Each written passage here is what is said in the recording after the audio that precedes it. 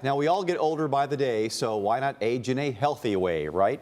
Next month is Healthy Aging Month, and in an effort to keep us all aging and looking and feeling good, we have Jason Smith from the Toledo Clinic with us to go over some things to keep in mind. I don't want to put pressure on you here, but you're going to keep us all healthy as we age? Well, I'm at least going to give you some tips. I may not keep you healthy. You are the key to keeping yourself healthy. That's such a great key. If you take good care of your body will thank you later. And later and later, right? Absolutely. You make investments into your future. You put money away for your retirement. You put things away. Why not invest in your health? Two things that go into it, probably good genetics, which I am fortunate enough to that, but also taking good care of yourself, what you eat, exercise, things like that. Talk about that, if you would, about how we found out that eating right, putting the right fuel in your body goes so far in your longevity. Yeah, absolutely. In the office, we often use analogies to talk about things, and fuel in a car is a great analogy for food in your body. And if you don't have the right fuel in your car, it's not going to run. If you don't have the right food in your body isn't going to perform like you expect it to. And so much about aging well and aging healthfully is staying strong and staying in good health by exercising. Now, the right foods to eat, there's all kinds of offerings out there. Some people are all vegetarian diets. Some people, vegetables are going to be good, and fruits and vegetables, but probably a good balanced diet is recommended. How do you weigh that? Absolutely. So one of the hardest parts about a diet is that if you're going to do a diet, you have to stick to a diet to make it effective.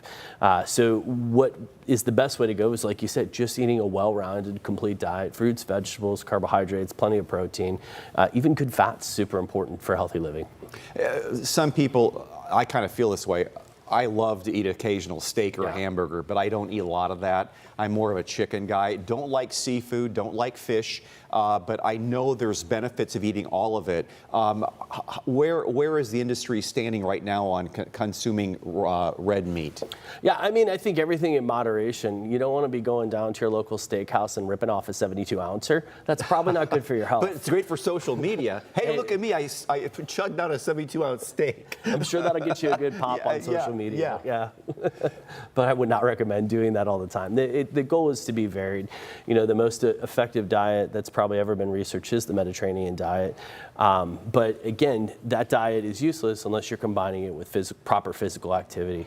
We know that as you age, particularly in the 7th decade, is where you get the most amount of age-related muscle loss. So staying strong, staying healthy, exercising on a regular basis is just as important as putting the right fuel in the car. Yeah, it's not so much as age reversal, it's a matter of being able to stay healthy and active as you go. When people come to you and talk about that, what do you tell them as far as what activities are good for their health? Yeah, so I almost start with, what do they want to do? What do they enjoy doing? Some people enjoy walking.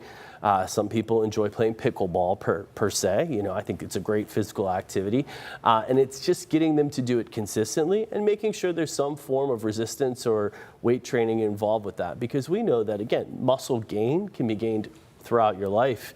And you have to help do that by working out a little bit more.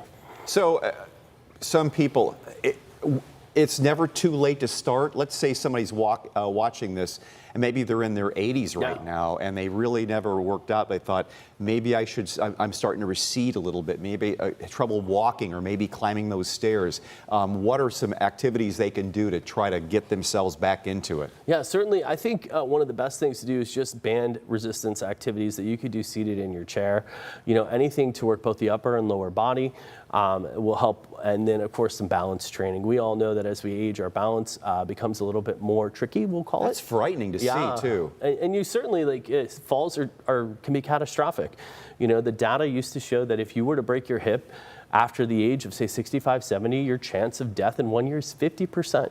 So preventing that fall and staying strong, not just from a muscle standpoint, from a bone standpoint as well, is super important.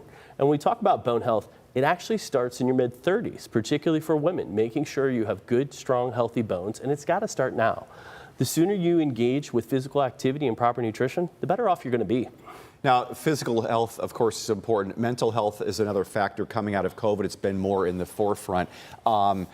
I would think that given we were so isolated for a couple of years, and now that we've come out of that, important for good mental health to socialize more, and joining a gym is a good thing to meet new people or try to get out there instead of staying holed up in your home. Yeah, I mean, certainly I go to a gym, and I think there's a lot of benefit to that, and that's having a home gym as well. The benefits of going out and talking to other people, doing different types of activity, particularly when you go out. We know the mental benefits of social activity are exponential, especially as you age, and certainly if you are not involved with regular social activity, there's a definition of cognitive decline that kind of comes from that. And that is not good. It is not good at all. Jason, thank you so much. If you'd like to learn more about Toledo Clinic, here's the information from Toledo Clinic. ToledoClinic.com to check out more services available. And this man right here is a sports medicine specialist. Jason, thank you so much for coming in. Thanks for having me.